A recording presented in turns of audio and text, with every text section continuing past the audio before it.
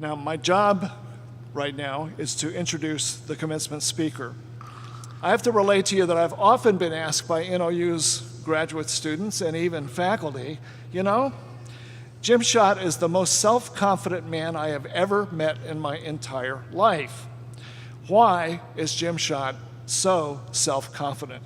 When he played NCAA basketball and he faced the legendary Oscar Robertson, known as the Big O, in one titanic battle on the basketball court, our own Jim Schott held Oscar Robertson to scoring a trivial 62 points. Oscar later autographed a photograph in contrite homage to Jim's legendary defensive skills. On the serious side, I'm here to testify that Jim Schott has the most expansive and generous human spirit that I have ever been privileged to experience in a colleague. Jim is that rare leader who elevates the entire team's efficacy and the individual effectiveness of all those who work with him. I am privileged and honored to introduce to you, with love and respect, my colleague, Professor Emeritus Jim Schott.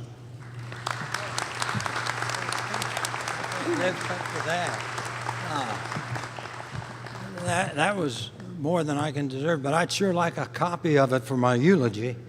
It sounded pretty good to me. My wife's already going like this with the watch. She said if I take more than 10 minutes, she's going to lead you all out in terms of what I say. I want to say something, but Jenny, I want to introduce my wife, Jenny, over there. Would you please stand, Jenny? I got to tell you why. She and I met her once on the way to practice senior year in college, and at any rate, I saw her somewhere, and I looked at her, and I said, I'm going to marry her someday. We dated actually for 4 years, and then on August 11th, 1962, we married, and we'll celebrate on August 11th our 56th wedding anniversary. I consider that a much better achievement than guarding Oscar Robertson. But altogether, she's been my girlfriend for 60 years. So she's your friend tonight. She's going to keep me to 10 minutes. I want to clarify something. I did lead our scoring against Oscar. I hit 7 out of 8. He hit 23 out of 60. Who's the better shooter? In fact, we played Xavier University, and after the game, Oscar came down to see somebody else that played with us. And he was reminded of my defense. He said he wouldn't have gotten his scholarship if it weren't for my defense. So I did something really great for him. Thank you to National Louis University and its board and its leaders for recognizing me with that wonderful emeritus status. I appreciate it so much. In part, it means I'm old. But I hope it has something to do with all the things that I, along with my colleagues, have done for many students just like you. For the record, incidentally, I want to clarify something. Dan Buckman, every class we team taught together, he got up in front of the class and he said 2 things. The first thing he said was, I failed all my senior exams. And the second thing he said was, the reason I failed is I had trouble writing legibly on a cave wall. Now I deny the first count. The second count in terms of the writing on cave walls, I plead the 5th. I am old. But after considerable reflection on what I might speak about tonight, I thought about all the many leaders, both in the public and private sectors, I've had the opportunity to meet and work with over the years. And there have been many just outstanding people. And I began to think about what makes them so distinguishable, what makes them so unique. And I happened to come up with 5 characteristics that I thought I'd share with you tonight as graduates. And I'm going to be bold enough to say that I think they might be worth you taking into consideration when you leave. It's kind of a to-be list. Now, your graduation this evening addresses in large part the first characteristic. You're in a very strong position, not just to be as happy and successful as these other people that I'm talking about, because you've demonstrated the intelligence, the knowledge, the commitment needed to earn your degree. That means a lot. You are an expression of this great university and its history and its traditions that have always focused on social justice. The great leaders I have known live by what I call an ethic of benevolence. They've been willing workers, volunteers, and focused on the needs of others, anything but self-absorbed. They were celebrators of diversity, not just acceptors of it. Be ethical, be benevolent. The second characteristic was inspired by a quote from a book I read in 1950. That tells you how old my wife is. Excuse me, how old I am. The book was titled, it was by David Reisman, it was The Lonely Crowd. He created characters of various sorts that represented psychological types. And I was particularly drawn to one description of a 12-year-old girl and what she wanted to be. She said, and I quote, "I would like to be able to fly if everyone else did, but otherwise it would be kind of conspicuous." Well, the persons I'm talking about did not mind being conspicuous. Wow, when it was for the right reasons. They were always ahead of their times. They were progressive in thinking and about innovating and creating new products, new services. And today, your diplomas are that little girl's wings. So that characteristic is be conspicuous. Conspicuous people also speak out on issues that mandate being heard. And so fly beyond the obvious and speak out. Recently, I recalled a story about a petite little first grader. And in class, she was drawing a picture. Her head was down and busily doing that while the teacher was talking. The teacher kind of quietly walked back to see her and turned over, looked at her and said, "Excuse me, but what are you drawing?"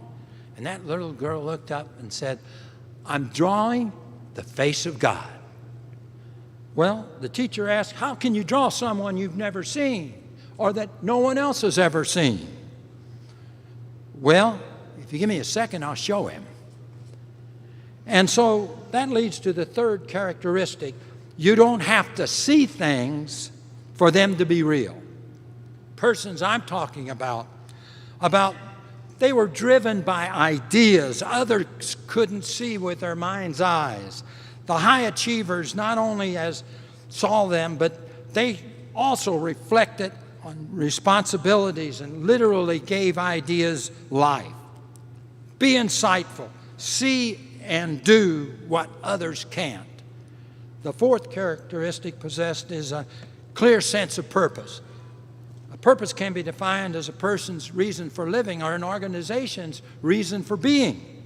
I recall a statement written by Peter Senge, a brilliant senior lecturer at MIT. He said, "Vision, mission, and goals are merely good ideas, but meaningless without underlying purpose."